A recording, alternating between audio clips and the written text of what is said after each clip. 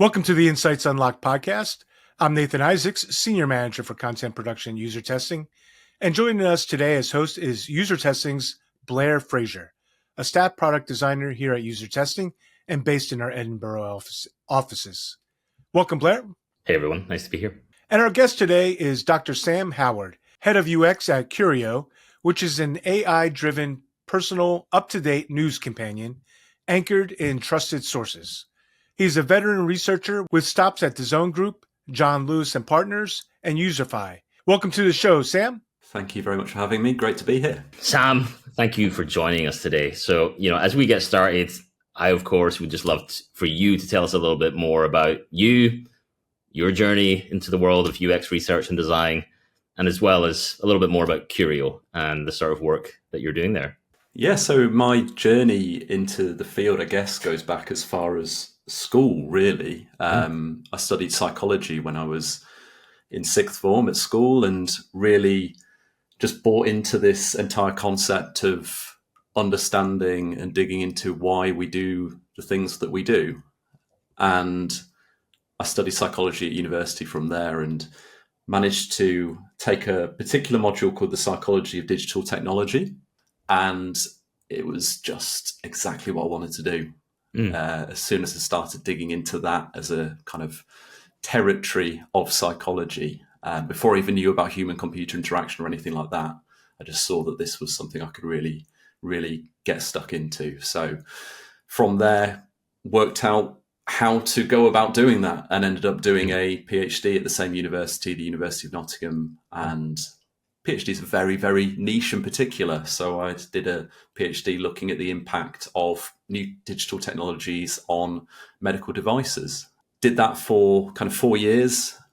Loved doing the research, but found the process of doing it in academia quite slow. So I realized that I wanted to kind of move into a much more kind of fast-paced environment where I could really, see how this kind of research impacts and influences the products that we actually are using on an everyday basis. So decided to start up my own research consultancy first and work with some great clients, but realized doing that there's only so much impact you can have doing it as a consultant. And I really wanted to go a step even further and be really kind of on the ground working with the teams and being an embedded resource within a product and UX function, basically. So that's how I ended up at the companies that I've been at most recently in terms of John Lewis, DAZN, and now Curio. And Curio is a really small company, but it's a really exciting time to be there. And as a company, we're really on a mission to try and fix the way that the world consumes information, if I had to kind of describe it at a really high level. Sounds like an exciting team to be a part of.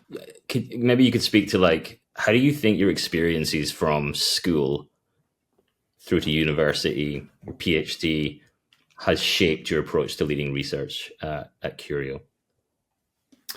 I think that when I first started, I was obviously coming at it from a very research method, rigorous academic approach to things, because that's really what psychology as a discipline teaches you. But then I think it's a super interesting dynamic between that and the actual realities of doing that type of research in a really fast-paced, dynamic way of working that we have at effectively all companies that were trying to do innovative stuff with digital products. And I think that what that really had me realize was that having that background is very good for helping you to understand what good looks like and where shortcuts and compromises can and should be made and where they shouldn't. So in design thinking, which I'm sure you're very familiar with, in design thinking or, user-centered design practices, the user is key, often seen as like the centerpiece of the design thinking process. So I'd love to hear, from your own experiences, why do you think users are so critical to creating successful solutions? Yeah, I guess if I give a kind of generic view on it first, and then more specifically for the type of thing that I'm looking at, it's very difficult to solve the problems for users if you don't know what they are from the outset. So it's really important to have that understanding from the outset, so you kind of know what you're aiming for and know what a successful outcome looks like. And I think that embedding users from the outset is, in the field that I'm in at the moment, where I'm really looking at how AI technology can be integrated into products to do an even better job of solving problems for users. I think it's even more important that you've got that understanding of the user embedded from the outset in your design thinking process, because when it's the technology that's driving the industry forward, there can be a real temptation and a tendency to have that just be the driving force without really taking the time to think. I'm going to use a classic Jeff Goldblum quote from Jurassic Park and say, it's like that thing of your scientists were so preoccupied with whether or not they could, they didn't stop to think if they should. And I think about that a lot, because I think that when these exciting new technologies come around, you want to use them for everything. And we can lose sight of what we are actually trying to do, which is kind of not exclusively connected to the tools and technologies that you use to achieve it, which is how do we make the lives of our users better? How do we solve problems for them? And AI isn't always going to be the solution to that. It can be, but that's really why I think having that user focus from the outset is obviously so important. Thinking about users, how important is identifying the right personas in the design process? And how does this apply to Curio's approach in building AI-driven solutions, especially in shaping how people consume news? I think the interesting thing for us right now at Curio with our focus on AI is that we're probably thinking a few years ahead of where most users are today. So in terms of how we recruit and identify and involve users in our process and our thinking, we're having to really focus first on early adopters. And when I talk about that, and personas is an interesting term, I tend to gravitate more towards thinking about archetypes of behavior, just because I find that a more helpful way of almost not eliminating people unnecessarily from the way that we think of who our product could be for. And in the domain in which Curio is operating, there's some super clear kind of behavioral archetypes that we're able to kind of focus in on and really go after. So just to give you some examples of that, there's research published earlier this year from Reuters suggesting that 4 in 10 people worldwide are actively avoiding the news now, either because they are exhausted by it, they're sick of it, it makes them feel too anxious. We're really operating in a world where the news has become far too overwhelming for, nearing half of the population, which is a really huge signal for us to kind of go after. And then there's also been some really fascinating research, both done externally and also by us internally too, on just how frustrated people are by their current news experience. And that's in terms of really how fragmented it is. There's some really high quality sources that people could be accessing, but they're behind these paywalls, and trying to get access to all of them makes no sense from a cost perspective. But paying for one feels like an overcommitment to that particular source when people are really kind of aspiring to make sure that they have a perspective across lots. So people are gravitating towards the free sources, but the free sources are all shouting at you as loud as they can to try and grasp your attention. So everyone's kind of stuck in this really messy situation where nothing quite works. And because nothing quite works, everything's shouting louder and louder to try and be the thing that works for you. So we're really focusing first on the people, as I say, who know this is a problem, are desperate for a solution to it. And once we've kind of cracked it for those early adopters, I think we can start to, have a much wider go at cracking this for a broader population, and really kind of letting them know that, hey, we know you're feeling this, and we're fixing it. With those early adopters that you're sort of targeting, who have that problem that you're trying to solve, have you noticed any shifts or changes in patterns in the way that they're potentially engaging with news content, especially with it, being delivered via an AI-driven method? So with our particular way of doing the AI-driven news, we both see that people are starting to rely on AI tools such as Perplexity and ChatGPT for news in a completely new way. We also see that a lot of the problems that people have currently had with some of the really great sources of news that we ourselves work alongside, so major publications in the US such as the Washington Post, the Wall Street Journal, when we can give people access to the content that they really care about from those places, then that can be a really powerful concoction of both AI doing the job of delivering you the news that you care about, while also making sure that it's grounded in trusted sources, which may well be using AI to support their journalistic efforts, but it's not at risk of being some random thing that the AI has completely hallucinated, or something that has been pulled from some random source from the internet that you've never heard of. I love some of those insights on personas and the archetypes that you were speaking about, and it makes me think about recruitment. It's often a challenge for many teams, finding the right people to test with and include in your research to gather insights that you can confidently use for, making informed decisions.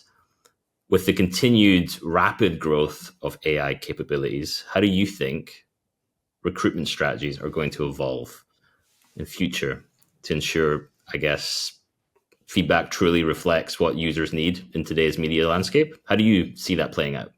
I think that the requirements for getting and making sure that you're accessing representative users, I think that mostly stays the same, in that that's kind of always been the case and it will continue to be the case, that there's clear requirements that will be set for that. But I think that there are some new challenges that I see emerging when I'm doing this type of research in the field of AI. The first one really is this challenge of fatigue, which I think that, again, it's an evolving thing, but it's really struck me, particularly over the last, say, 6 months, that one of the problems that we face when we are trying to involve users in the process of developing an AI tool is that AI is everywhere at the moment. So there's almost this problem of potential automatic dismissal or automatic negative sentiment towards AI as a tool, because there is a lot of stuff out there that is using AI unnecessarily, or showcasing AI as a solution when it really isn't one. It would be wrong to try and persuade users and try and convince users that we are not like the others. That wouldn't be a great way to go about research. But thinking about how we navigate that particular challenge is an interesting one. And then I think the other one as well, which is something, it's more the sort of thing that keeps me up at night, is I think that the access and how we access people who I worry are being a bit left behind by technology is a really big one as well for me. I think that the gap between people who are adopting AI and people who aren't, and who are maybe late adopters to the internet and digital technology anyway, I worry that that gap is really widening. And that's largely due to the increasing rate of change and innovation that we're seeing. What's your approach or like train of thought in terms of your thinking both personally and at Curio around how do we put that value proposition in front of our prospects, our users? Is it that you don't talk about AI a lot, and or is it, how do you, is it messaging? Is it in the value proposition? Is it in transparency and sources? Or, how do you approach that? And, how would you also give advice to others who are trying to deploy AI solutions that are hopefully grounded in real user problems and insights at their core as well? But I already think we're reaching a point where it's AI is the method and it's the technology, but it's not the thing that the user is necessarily interested in. Mm-hmm. The user is interested in the outcome that can be achieved with the tool. And the AI, I think in lots of cases, will be much better to blend into the background. And I think that that's almost quite a good gauge for thinking about whether you are solving a real problem or not as well. If the AI can't blend into the background and the AI is the thing, I think it's worth interrogating as to whether you're just trying to build something with AI because that seems like a cool thing to do at the moment, versus AI is doing something really cool for you and for your users in the background. And it's okay if it's not even known that it's there, particularly for a first-time user or someone who is looking to try out your product. I just think it's going to become another thing. We don't shout about cloud computing. We don't shout about machine learning, which was obviously kind of the thing that was talked about before AI.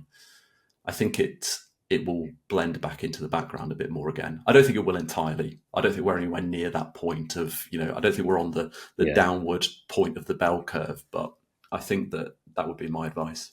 Yeah. It's a bit of a badge on people's websites. It's we have AI, and those people may not have AI. So, you should look at us. And you even see it. You even see it all over adverts on TV and everything. It's everywhere. So I completely understand when people have a bit of fatigue around it. Yeah, that's an interesting question we could all ask ourselves in what we're building. You mentioned the role of sort of user insights being an important part of shaping Curio's own, I think it's like an AI-based personal news anchor. Hopefully I've characterized that okay. Smashed it. I'm fascinated by that, actually. Can you share how any specific research methodologies helped you better understand like real user needs and ultimately drive Curio's innovation in this space? Yeah, I think this is probably the thing that's maybe been most fascinating of all for me over the last couple of years of working at Curio. In terms of the establishing the user needs and everything like that, I think that I've briefly touched on it, but I think that the real thing that you need to nail in your process is discovery research. Actually, not just relying on doing some testing as you go, but actually allocating and dedicating the time to really thinking about the problem space in the area as deeply as you can. And that's through, I think there can be a slight tendency with user research to not rely enough on external sources, and industry papers, academic research, all of that kind of thing can actually, you can achieve a lot more with those things than you could ever do through your own internal research. There's vast amounts of money spent on producing these types of reports and this type of research. Often there's some real gold in there that you can use to really make sure that you get off on the right foot. And that also has a really added benefit of meaning that it's quite helpful to use that kind of thing for helping to show some rigor in your process and really help you get some buy-in from stakeholders, knowing that it's kind of externally validated sources that you are using. But yeah, I think the thing that has really fascinated me from an actual methods perspective in terms of how we at Curio are going about learning from users and iterating on our product is I think at a high level, I think AI is going to really require us as UX professionals to rethink our current set of methods and the way that we actually approach iterative design and testing. Over, I guess, the last 10 years, as long as I've been doing UX research, a lot of the journeys and the types of interfaces that we have been testing and designing and prototyping out have tended to be quite linear, in that you can guarantee that the type of journeys that users are going to go on and the types of things that they are going to see are relatively consistent. There's only so many different variables that can change, and that makes it relatively, I say relatively because it doesn't actually make it easy, but that compared to now, I think made it quite easy to test and adapt from a very early point of lo-fi prototypes. I'm talking things like an e-commerce journey or a sign-up flow or things like this that were linear. And that's really different when you're working in AI. And what you find, and what I've really learned over the last 2 years, is that testing prototypes with something like Figma or another, design tool becomes a lot less useful. And that's because you can't, with those tools, replicate what the essence of that experience actually requires and is utilizing, which is the AI. So that interface, it actually effectively becomes just the containers for the information. And that means that any kind of testing that you do, you risk actually not learning about the most fundamental part of that experience that you're trying to deliver to users. So I'll give an example outside of Curio just to try and help explain what I mean. Let's say you had a grand idea for this new cooking app, and this cooking app is going to use AI to understand everything about a family and the types of dietary requirements, the types of food they like. It's also going to integrate in their schedules. It's going to integrate in their exercise routines. It's going to pull a load of this data, and it's going to work out exactly what your shopping list requires, what the meals you should cook are, when you need to cook them. It's going to completely refine all of that experience for you. Great idea. Might need to write that down. Sounds like a dream. And if you were going about trying to build that thing, if you were doing it in a more traditional way of mocking up some interface screens and trying to understand people's perception and their understanding of the type of journey in order to use this product, you would actually be very limited in what you could learn about the actual reality of trying to use that type of experience, because you wouldn't be able to test the reality of what the AI would be able to give to the user and how the user could communicate back to it as well. So I've been trying to coin a new method. So this is a bit of a Insights Unlocked exclusive, if you will. Thank you. But I'm starting to call this thing the Many Wizards of Oz method, or the MWoz for short. And what I mean by that is, so I'll firstly just explain what Wizard of Oz method is, because that's something that we don't often use as much as maybe we should, but that's a different point. The Wizard of Oz method is something that we can use in user research to simulate the environment and the product for a user. So I've used this in the past. I used it at John Lewis and Waitrose when we were working on our loyalty scheme. And a really core part of the experience was the types of emails that we would be sending to users with their personal vouchers and their personal messages from us to them. And we were finding that it was very hard to learn anything about that experience when we were just using generic things which had no personal relevance to the user. So we were mocking them up in the background as we were interviewing the user to kind of get a real sense for what a real thing would feel like. And that's what a Wizard of Oz method was like. It was where you were replicating and doing some of the work that the system would actually do in reality and just doing it in the background to simulate for the user what the real experience could be like.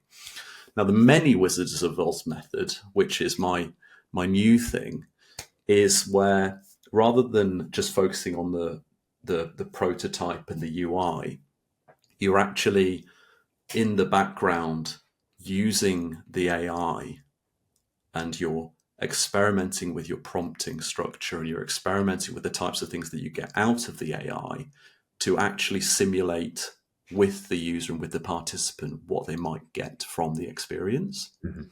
And that can be hard to do in one session. It requires potentially some async work where you are maybe gathering some input from the user, feeding that through your system, and then giving it back to them at a slightly later point. So if I go back to that cooking app analogy, you might gather all of that information about that family.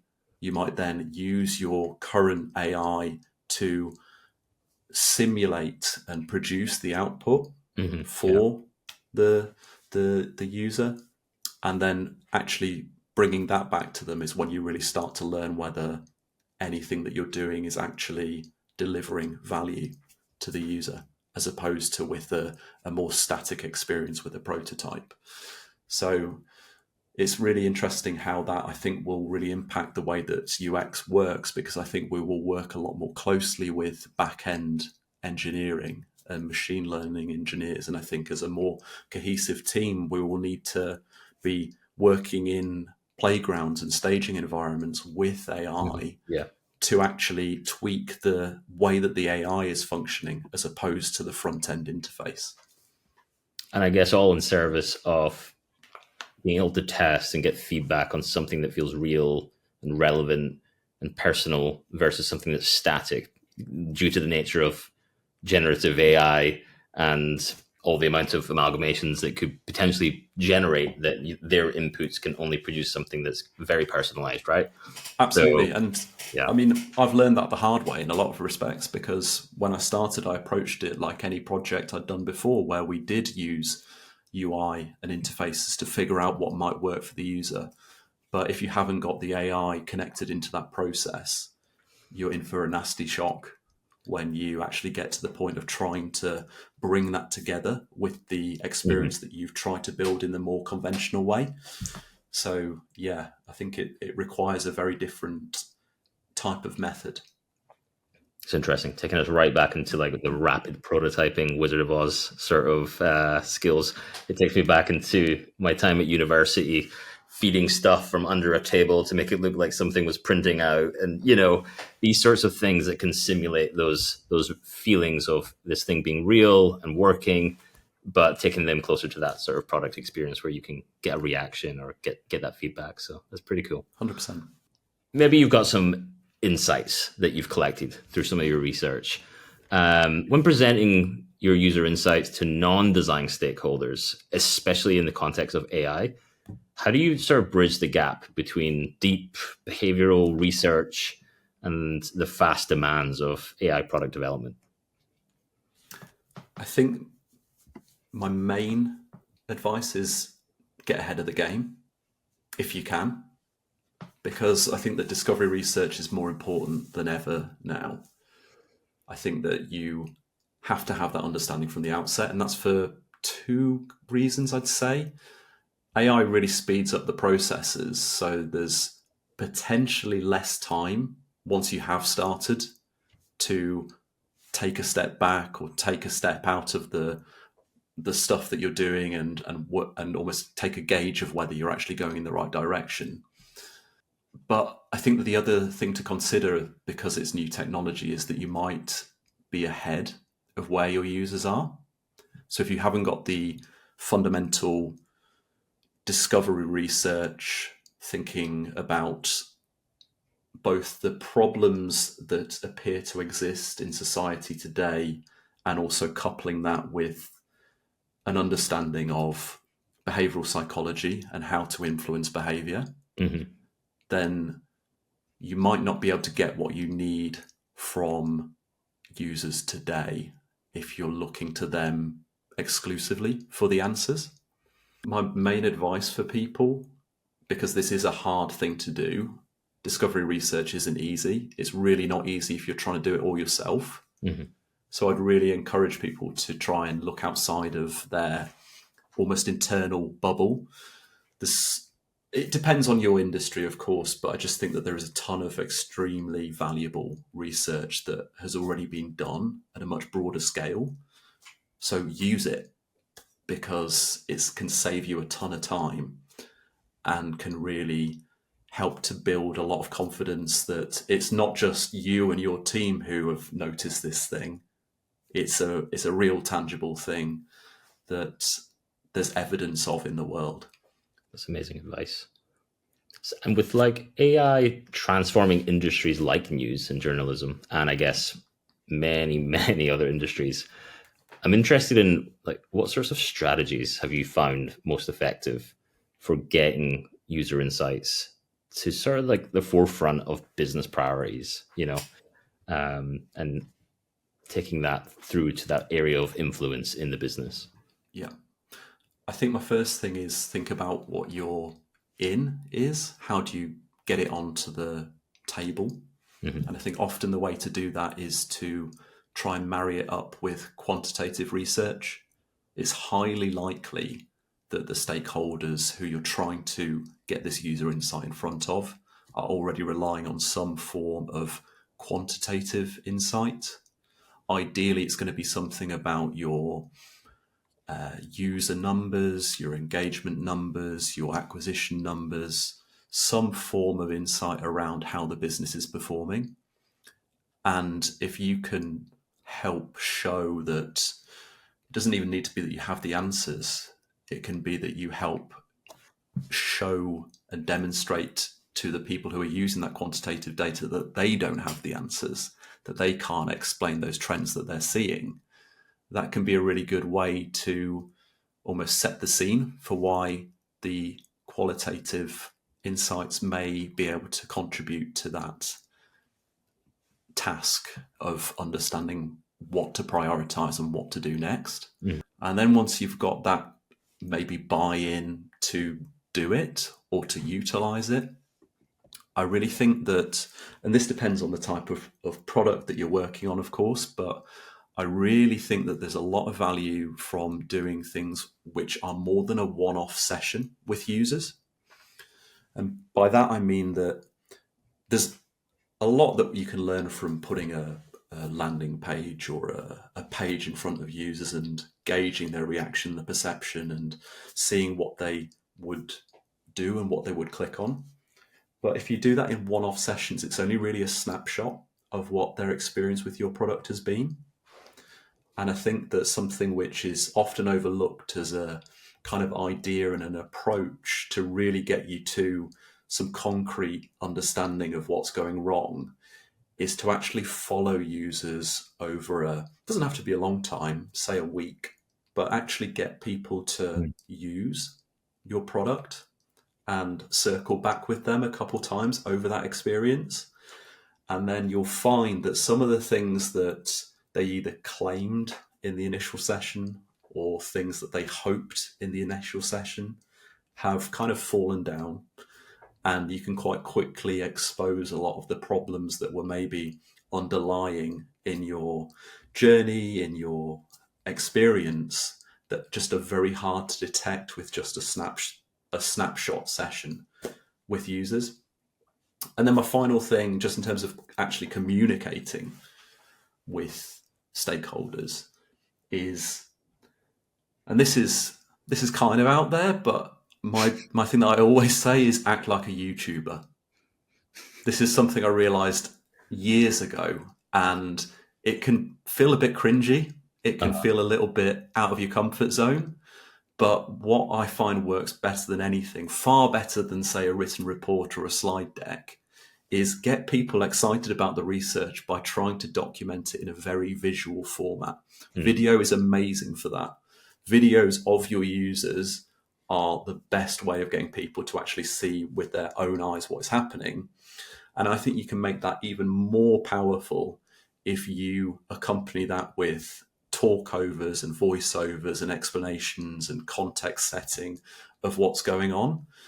And if you can turn that into short, snappy, kind of 5-minute videos, the kind of cringe and slight out of your comfort zone nature of it can actually be the very thing that gets people to watch it in the first place, and is actually a really, really good way, I find, of getting people to take notice and actually pay attention to the thing that they really should have been paying attention to all along, but they maybe just felt like it was a little bit too much effort amongst everything else to sit down and watch an hour-long video of a user testing session, or read a 30-page slide deck about a user testing project. Amazing. Yeah, I couldn't agree more. Videos of users, watch parties. I've put many of them together, and I do feel like, sometimes it can take a bit of time. Sometimes you have tools that can help accelerate putting these types of artifacts together. But being able to share that real user's perspective, I think, just bridges that gap on empathy a little bit more. You almost don't need to fight to say, hey, like, this is what they're saying, and they're like, oh, I don't know, I'm not sure about that, because they can see it for themselves. And you're sort of grounding their understanding with their own users. And it's a really powerful storytelling mechanism. So I'm a big fan of that. And I'm glad to hear that's sort of one of your tools that you're using. Well, Sam, thank you so much for being on the show today. I really enjoyed our conversation. How does someone learn more about you? Your thought leadership, the work that you're doing at Curio? So best place to find me is going to be on LinkedIn. I also have a Substack called the Singularity Complex. Like most people, I'm trying to write on it more and doing a terrible job. But I do have a piece that I wrote quite recently on there where you could read some more about my thoughts and my take on where this is all going in terms of the impact that AI is going to have on the internet that we have today. So that would be a great place to go. And you can also go to Curio's website if you're interested to look at what we're building. Amazing. Well, thanks for sharing that with us today, Sam. And I'm sure listeners will want to follow your work closely. So thank you again. Thank you very much. It's been really good to speak to you.